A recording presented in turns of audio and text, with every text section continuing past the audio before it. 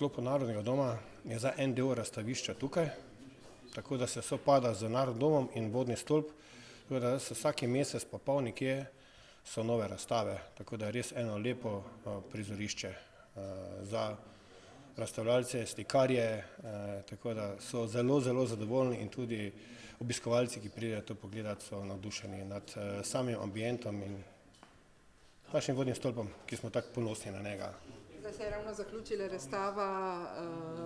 o ustvarjanju kreslina, nadaljuje se za to Duple kart 14, kakšen mesec ni bo gor. Pašejo, eno in drugo verjetno, ne glede na tematiko. Zelo, ja, seveda, tudi razstava Vlado Kreslino, se pravi 15 let je bilo njegovega koncertiranja in seveda gospa Mateja ga je spremljala teh 15 let in naredila čudovite fotografije in potem s pomočjo Narodnega doma, kjer so to vse skupaj razvili, je bilo res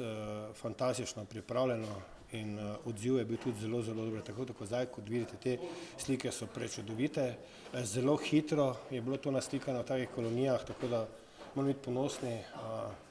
koliko talentov in pravih umetnikov imamo.